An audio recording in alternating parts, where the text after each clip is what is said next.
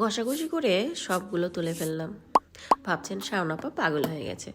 যাই হোক, আমি আজকে আপনাদেরকে আমার মেকআপ টিউটোরিয়াল দেখাবো।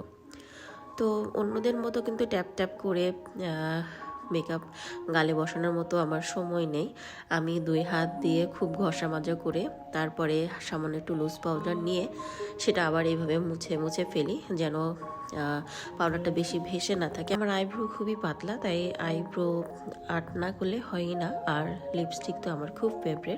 সাজুগুজুর মধ্যে লিপস্টিক দেওয়া এবং আইলাইনার দেওয়াটা আমার ভীষণ পছন্দের একটা কাজ, এবং লিপস্টিকটা আমি খুব যত্ন করে পরি। আর এই তো আইলাইনার মাস্কারা দিচ্ছি। তো আইলাইনার দিতে আমার খুব ভালো লাগে। নর্মালি আমি কোথাও গেলে আমি সবসময় চেষ্টা করি অন্য কিছু না করলেও, মুখে যদি ফেস প্যান্ট নাও দেই তারপরেও আমি চেষ্টা করি আইলাইনার দিতে এবং ঠোঁটে লিপস্টিক দিতে। যাই হোক, আমার সাজুগুজু কিন্তু প্রায় শেষ। তো এই যে আমার শাড়ি পরা হয়ে গেছে। আমি যে শাড়িটা পরেছি এটা একটা ব্রাইট কটনের উপরে হাতের কাজের শাড়ি, এবং শাড়িটাতে কিন্তু অনেক সুন্দর করে গর্জিয়াস করে কাজ করা আছে। মিষ্টি গোলাপি কালার শাড়িতে আমি কাজ করেছি আকাশি কালার সুতো দিয়ে, এবং শাড়ির পাটটাও রেখেছি আকাশি কালার। শাড়িতে করা হয়েছে কাঁথা স্টিচ, এবং এইটাকে শান্তিপুরি সেলাই বলে। সেলাইটা কিন্তু অনেক সুন্দর এবং পিটানো কাজ। শাড়ির কুচির দিকে রয়েছে বেশ চওড়া করে কাজ, এবং কুচির ওপরে রয়েছে ছোট ছোট ছিটা ফুল। আর এই সুন্দর শাড়িটা পেয়ে যাবেন আমার RS ক্লোজেটে। আর এই ভিডিওটা যদি ভালো লেগে থাকে অবশ্যই লাইক, কমেন্ট এবং শেয়ার দিয়ে পাশে থাকবেন।